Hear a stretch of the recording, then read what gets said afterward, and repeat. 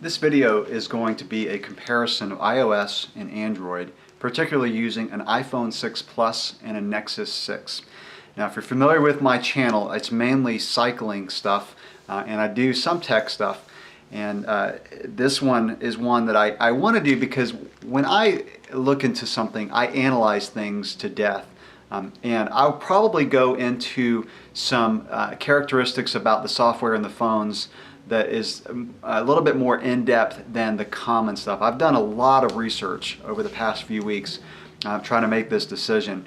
And you know, there's some common themes that come up, things like notifications and the back button and things like that, that carry across a lot of reviews. So I will probably go into a little bit more depth as far as you know, the comparisons between the two. So I'm calling this the 14-day challenge because through the AT&T store, I have 14 days to decide if I like this iPhone 6 Plus.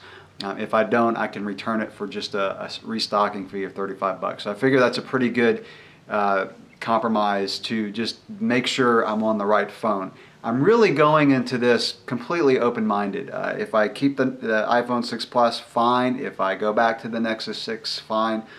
So I think I'll be pretty unbiased when I do this review. I've been using Android for 6 years, ever since I got a smartphone. It's the only phone that I've used. So I'm really inground in the Google ecosystem.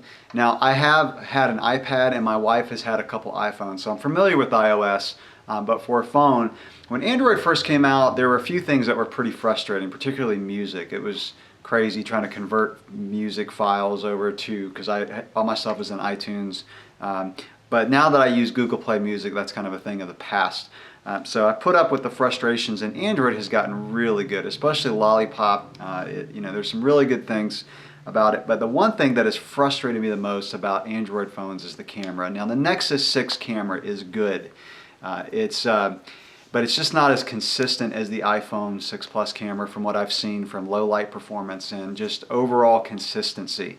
And so that's one of the things. I'm a real photography person, and so you know, I love being able to take good photos from my phone when I'm out and about with the family or whatever, and I don't have my big camera with me. So that's important. There's a few other things that I'm not really going to go into in this opening video, but I'm a little nervous actually about making the switch, just because of being so inground with Google and Android. But what I'm going to do is put all of my Google apps on the iPhone 6 Plus that I use. And what really convinced me to just go ahead and do this is they came out with the calendar app, the Google Calendar app for iOS now. And so that was kind of the last straw for me to just go ahead and try this and see what I think. So I made a list here of some of the things that were plus and minuses just from my thinking about this and research, and these are the kind of things that I'll be doing in this short video series as far as comparisons. First, I mentioned the camera. I'm actually going to take photos with both devices because obviously I'm going to keep my Nexus 6 and just use it on Wi-Fi. I've already got the 6 Plus going on cell service. And even when it was pretty easy to get going. At the AT&T store, I got my number switched over, downloaded Gmail, got my contacts up. I set my car and connected it to my Bluetooth in the car. Downloaded Google Play Music. That all took about a minute, and so I have all of my songs, all of my music. I love Google services. One thing I love about Google services is I can sit down at any PC, anywhere, log into my Google Play account, watch any movies that I've purchased, listen to my music, do my calendar, email, all from anything you can log into. So that's one reason I like the Google services and why I'll probably continue to use them if I stay with the iPhone 6. But here are some things that I'm going to be looking at. So the camera, notifications, that's a big one. That has kind of been one of my biggest nervous factors for switching, because I love the notifications on Android. They do a great job with that, so I'll be looking into that.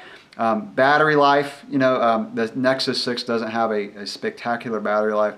One thing that I've noticed about iOS so far with my wife having an iPhone is she can put the thing down at night with 50% battery, and she wakes up and she has like 49% battery, I probably lose 15 to 20% on my Android phones, my Nexus.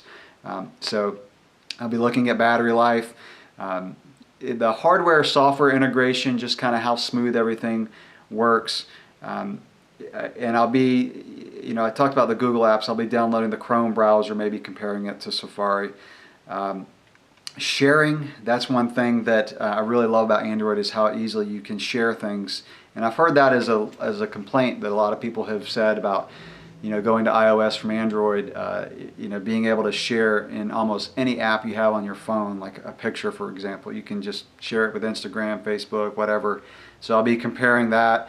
Some of the accessories and things like that. One thing I do like about iOS and iPhones, I should say, is it's not as fragmented as Android, and so it's probably a little bit easier to find accessories. And speaking of accessories, another thing that has bothered me about Android is the lack of 3-button control on headphones. Now I typically use higher end headphones today than I used to, so a lot of those don't even have a microphone, but it's kind of nice to have a volume control on a headphone jack. And why Android phones haven't had that, I don't know. I mean, I know some of the new Samsung ones have started doing that. But again, looking at accessories, looking at the screen detail, things like that. I talked about the back button earlier. That's, I'll kind of tell you guys how I feel about not having a back button that I use all the time. See if that's really a big deal. Kind of looking at the widgets, obviously as an Android person, you really like widgets. And the widgets that I use on Android, I put my favorite contacts, like my wife and my daughter, I have them as a widget on the home screen, and just open up the phone, tap the widget, and it calls them. So we'll see how that goes. Comparing Siri and Google Now. So again, like I said, I'll probably go into a little bit more detail of some of the things that people do as far as comparison between these two phones. Alright, so if you haven't subscribed to my channel and you're interested in this, go ahead and subscribe, because I'll be posting up a few videos over the next week. And this is really good for me because my kids start spring break this week and we have a vacation. So I'll be sitting at a beach house for 5 days and have plenty of time to compare these two devices. Like I said, I'll keep the Nexus 6 on, keep it hooked up to Wi-Fi so I can use it for everything except for making a phone call, which is probably only about 1% of the reason I use my phone, and just do some comparisons. So stay tuned and look for my upcoming videos on this comparison.